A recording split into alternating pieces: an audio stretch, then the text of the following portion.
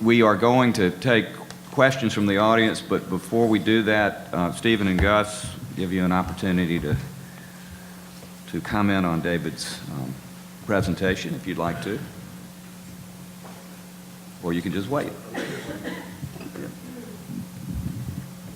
What David and his team in Oberlin are doing is clearly inspiring, and I want to just emphasize that part of changing people's minds is demonstrating that there are answers and there are solutions. The problem of global warming is so big and so complex that many people are overwhelmed by it and then just deny it because they don't know how to respond. Projects like David's show people there are intelligent, sensible answers, and it's a better way. And I think that this also encourages this change of consciousness that I was talking about, and it's so important to recognize that the religious institutions, the arts, the humanities, the social media, the schools, all have critical roles to play in this, as David indicated. And what's so exciting is it's a whole community working together. Well, let's take, we have, let's see, I don't know if we have a microphone, but if we can, we do. Oh, good, okay. Do we have questions, comments? Yes, ma'am, you have one.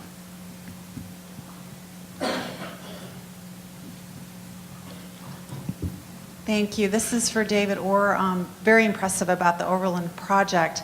You mentioned about it being catalytic, not permanent, which I find interesting, 4 to 6 years. Can you speak a little more to that?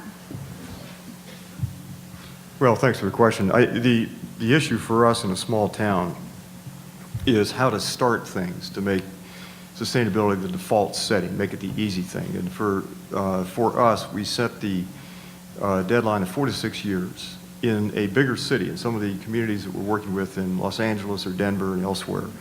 I think it's a different story. I think it needs to be a more permanent organization. In our case, I don't think so. So one of the issues we put before each of the teams, the balls on that one slide, was to decide what, if anything, in their particular area needed to be made permanent. If so, why, how, and how it would be funded and maintained. One of the items on the agenda is for the organization to morph into an ecological design institute that looks a lot like Prince Charles Trust for the Built Environment, but begins to do for-profit work with urban planners, developers, architects, engineers, and actual real projects in the cities throughout the Lake Erie Crescent. But that's, I think in our case, the 4 to 6 year timeline probably works. And one last comment, as an organization, we're midway, we're co-chaired by the college president and the city manager. But we're midway between the community, the college, and the city.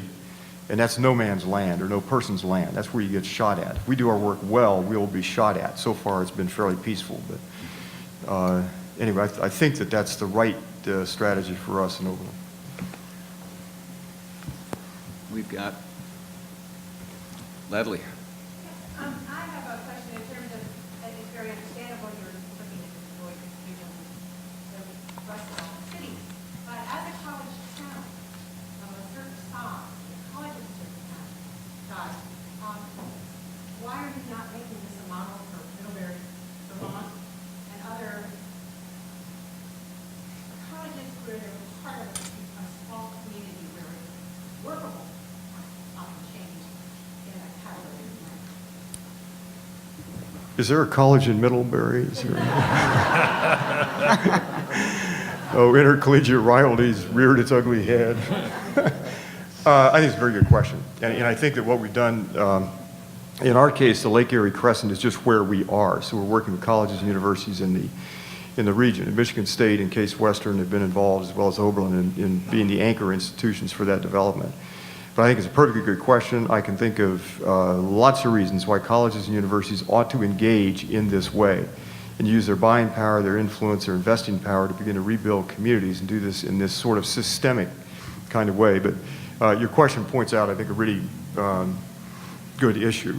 And I think that the last thing I would say is this, that, you know, we're visual creatures. And one of the concerns I have, as many of you have as educators with children in this, you know, 8 to 25-year-old range is depression and despair. This is a real issue. And once they see the Keeling curve or ocean acidification charts and all the bad news stuff, then what do they do? And once you've showed them that, as educators, our job is to tell the truth as best we can see it, but you've raised the anxiety level. And then what do you do with the anxiety? You've got to redirect that to something positive, or it's just eat, drink, and be merry. And there are arguments for eat, drink, and be merry, but that's a different story. But what do you do with that anxiety? And I think harnessing the energy and creativity of young people in rebuilding their communities is, for my money, the best educational venture we can engage in. So thanks for that question. We've got Mary Evelyn over here. Well, what a wonderful panel. Thank you so much. Thank you. And this is just actually a friendly amendment also to David, in the sense that you mentioned how the arts are regenerative, and you've just, all of you have said that. But, you know, in the circles that you have, actually what is implicit, but not in a circle, is values, ethics, and spirituality. And it's to Gus's point that, are these exogenous? I mean, they're sort of understood as related, but you know, what Stephen just brought forward of this large movement of change and consciousness, that in these communities we haven't been able to articulate or even identify fully. And I think this is a spring of resilience, a wellspring of spiritual energy at a time when we're looking for renewable energy. But I think we, in these conservation communities, have to find the language that can say this, that's not rhetorical or sectarian, but brings it front and center. So that's just an invitation. How are the religious communities in Oberlin and elsewhere, and the environmental communities with values also intersecting to this project? Mary Ellen, that's a really good point. The root of the word religion, if I understand it correctly, is to bind together. And it has a family similarity to the understanding of ecology, the definitions of ecology.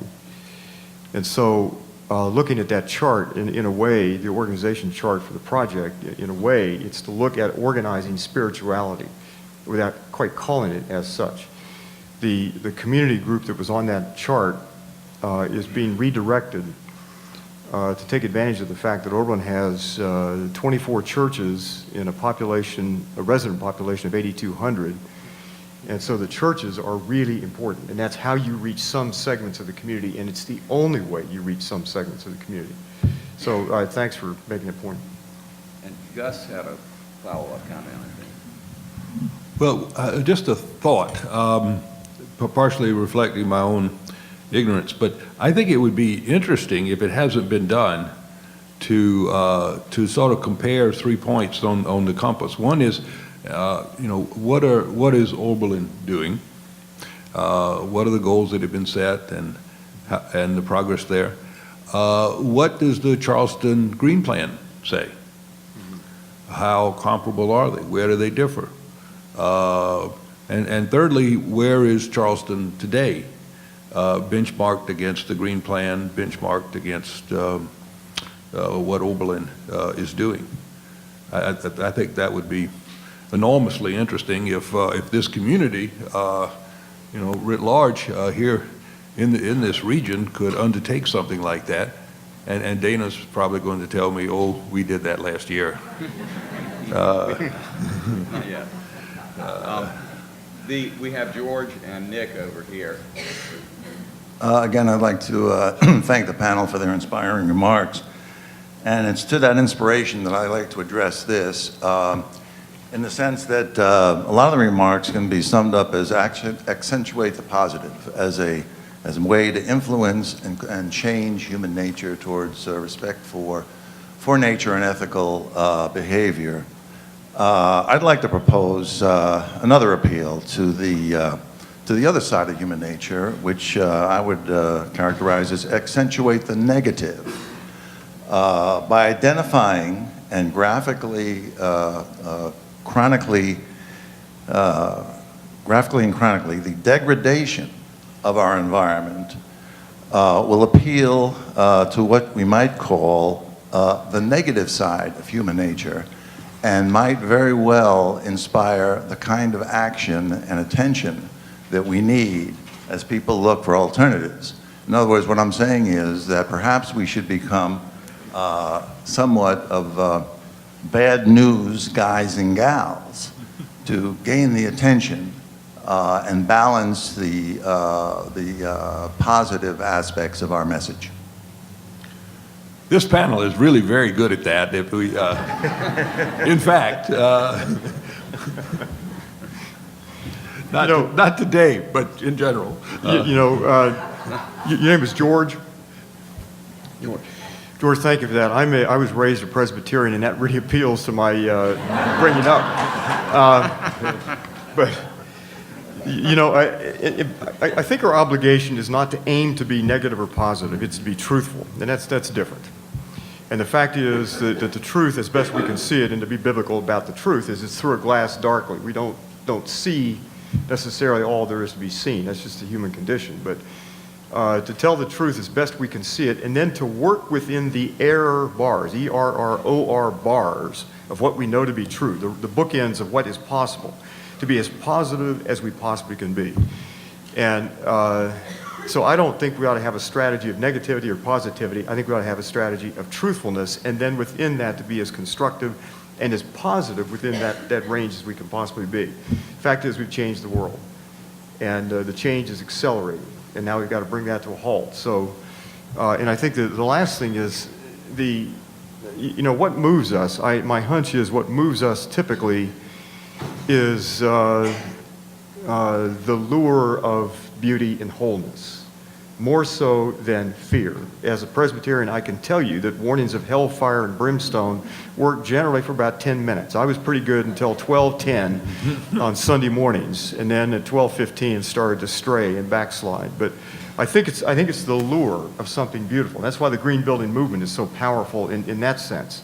We're visual creatures, and to create the visibility of sustainability, beauty, and harmony, I think works better, than just fear. Anyway, thought.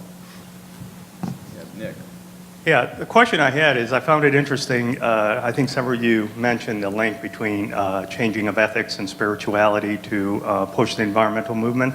The question I have is, if you take a look around the globe, especially in Europe, Northern Europe, the movement has been very strong there nationally, whether you look at the Scandinavian countries, Germany, Denmark, the Netherlands, I mean, the list goes on and on.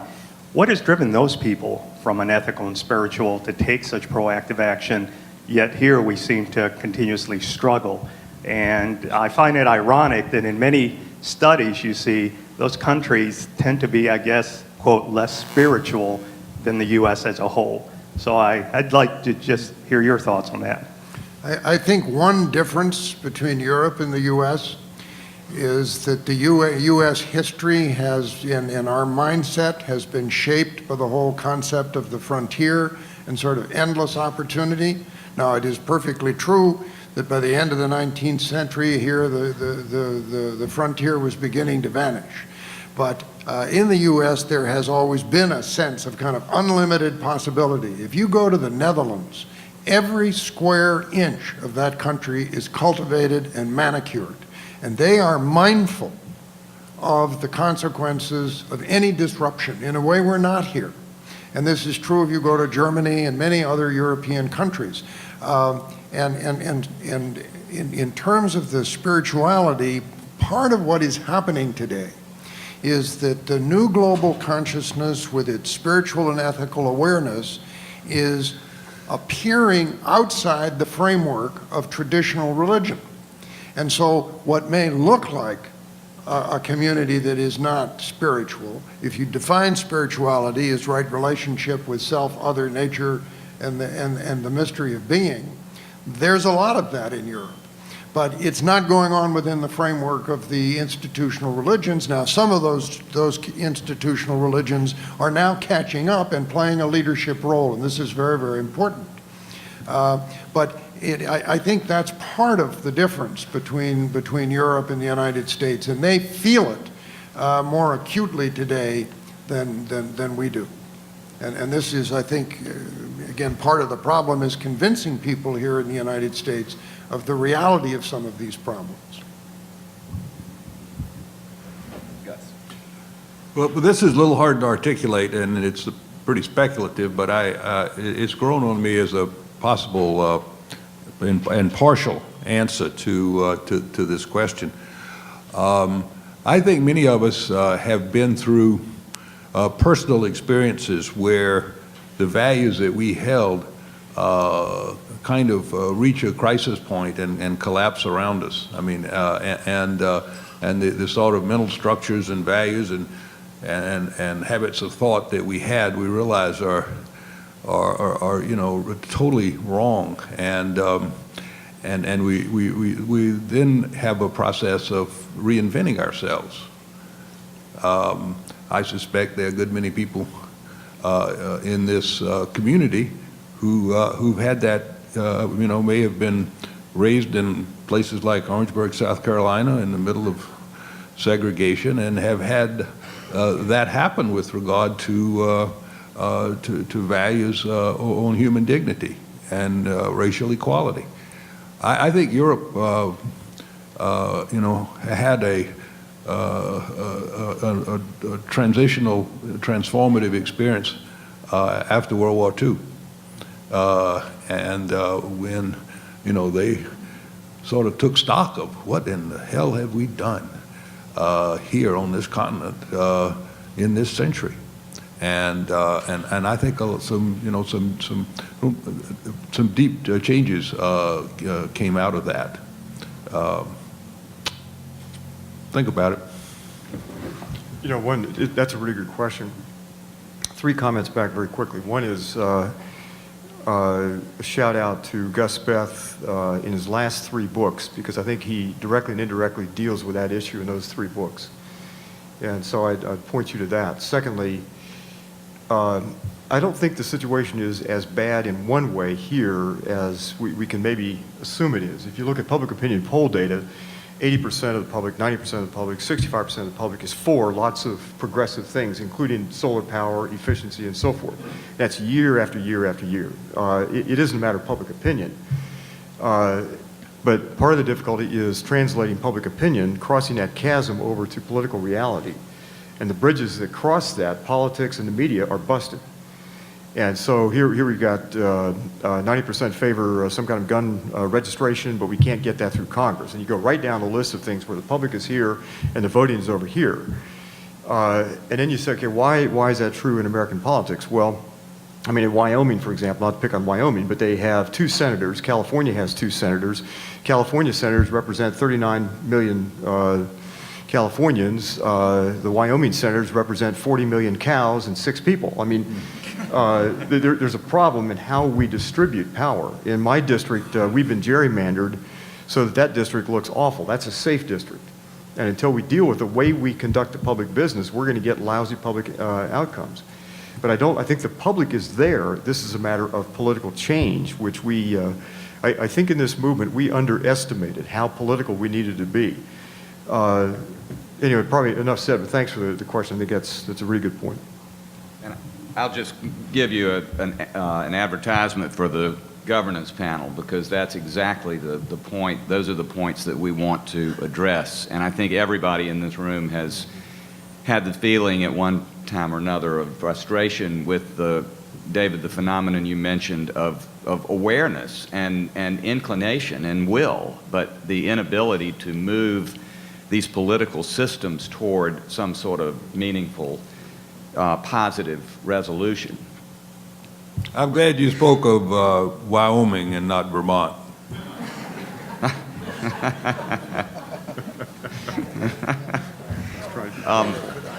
Yes. One thing. I just want to share this with all of you. The Rockefeller Brothers Fund is an international foundation based in New York, and we're about to celebrate our 75th anniversary. And part of that project is going to be to organize a national dialogue on the national purpose. And the goal is to engage people at the grassroots level all across the country, as well as in universities and faith communities and so forth. And our hope is that many foundations will come together to help fund this. It could run for 3 or 4 years, and our hope is it could have an impact on the 2016 election. And the objective is to develop a set of norms and principles, as well as practical projects that the American people can agree on, find common ground to address the dysfunctional nature of our politics in Washington, and then to address these deep underlying economic problems which are producing the inequity and the environmental problems and so forth in the country. So this is something that, I'll be sharing with Dana, and it could be very exciting, and it should give an opportunity for that 90% that David is talking about to have a stronger voice, because there is a huge disconnect there, and the dysfunctional nature of Washington today and many state capitals, even though a lot of good things are happening at the state level and the local community level. But this may help. Thank you. Yes. Question for David and the panel. Where in all this environmental restructuring and rebuilding are you engaging healthcare and perhaps the medical community, issues like pulmonary, diet, pollution, pesticides? Thanks for the question. It's really good. We've not done as much there as we need to do. If you look at the entire project, it's all about health and economic health and human health.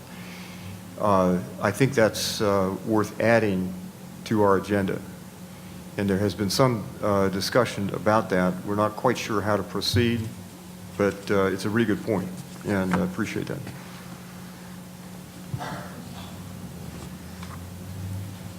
Oh, yes. Okay, so I've got a question, but real quick, I wanted to ask, who can I quote? We can't think of our way into new life, we have to live our way into a new thinking. Who can I quote for that? What was the question? What was that? You repeat that? Somebody said, we can't think our way into new life, we have to live our way into new thinking. And I wanted to quote, Stephen said that. who would I quote for Yes, that? the quotation is, we do not think our way into a new way of living, we live ourselves into a new way of thinking, and it's an action principle of an organization in California. I think it's called the Institute for Contemplative Action. Okay, great. Yeah, I believe that's the name of it, the Institute for Contemplative Action. They've got about 10 guiding principles, Great. and that's the last one. And I think it's right on the Okay, mark. so, and I had a question. So, again, who might be, if you can name one or two leaders maybe, from the religious side that's secular, that I think it's underused, underdeveloped. So, like I know, for example, a few rabbis, and they have secular lessons about what we're all talking about, and it's extremely powerful. But they don't get out of the synagogue as much to come in front of people and give the kind of talks. So I was wondering if you guys think that that's, again, from a secular point of view, if there's a couple of people that you know that really are underutilized and we have to take advantage of that. Yes, well, Rabbi Michael Lerner is certainly a very good example of a Jewish leader who is very articulate and has a magazine called Tikkun, which refers to the transformation of the world. And he's deeply influenced by Rabbi Heschel that I quoted. In the Reform Jewish movement and also at the conservative seminary in New York, Jewish Theological Seminary. There is some strong leadership on the environment from the Jewish community and in the Christian community. Larry Rasmussen has a new book called Earth Honoring Faith. He was a professor at Union Theological Seminary, which I would certainly recommend to you.